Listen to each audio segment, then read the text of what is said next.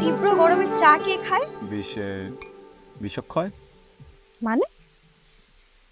Ice cream কোথায় তৈরি হয়েছিল জানো? সেটা জানাটা কি এখন খুব বেশি জরুরি? হ্যাঁ, আর সেটা যদি তোমাকে না জানাতে পারি তাহলে গরমের ভিতরে চা কেন খাচ্ছে এটা রহস্য উন্মোচন করবো কিভাবে? সেই রহস্য উন্মোচন করতে আমি একদম ইন্টারেস্টেড না। ওকে, টপিক চেঞ্জ। আপনি কিসে ইন্টারেস্টেড প্রিয়তমা?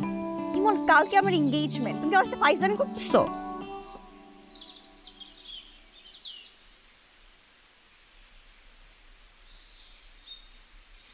কবে এঙ্গেজমেন্ট? কালকে। কালকে এঙ্গেজমেন্ট মানে তো হচ্ছে কি বাসা অনেক আয়োজন হবে। এই তুমি কিন্তু বেশি বেশি খেয়ে ফুলে যাও না, বুঝছো? মানে পরে তো আমার আনরোমান্টিক বলবা, বলে আমি করে দিতে পারি না। কম কম খাবার। না, তুমিই বলো যে এই সময় এসে আমি এখন তোমাকে কি বলবো? ভালোবাসবো আমাকে, আসো ভালোবাসো। ফাইজলামি না, আমার মাথায় কিছু কাজ করতেছে, তুমি একটু বলবা? আমার বুকটাকে নিজের বালিশ মনে করে এখানে মাথা কিচ্ছু হবে না বাবা। ভালোবাসি না দুজন দুজনকে।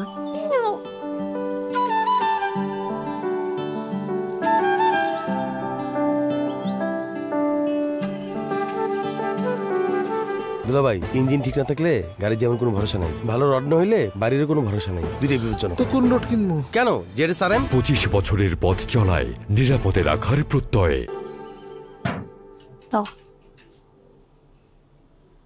রাবেয়া, আমরাও শ্বশুর শাশুড়ি হয়ে যাচ্ছি। ঠিক কয়দিন আগে চলমল পায়ে মেয়েটা হাঁটা শিখল, আর সেই পা নিয়ে বাড়ি ছেড়ে চলে গেছে। এই নিয়ে তুমি মন খারাপ করো না তো। মেয়ে বড় হলে শ্বশুর বাড়িতে তো দিতেই হবে। সেটা তো জানি, তবে ছেলেটা ভালো, ভবিষ্যৎ উজ্জ্বল, বনেদি বংশ,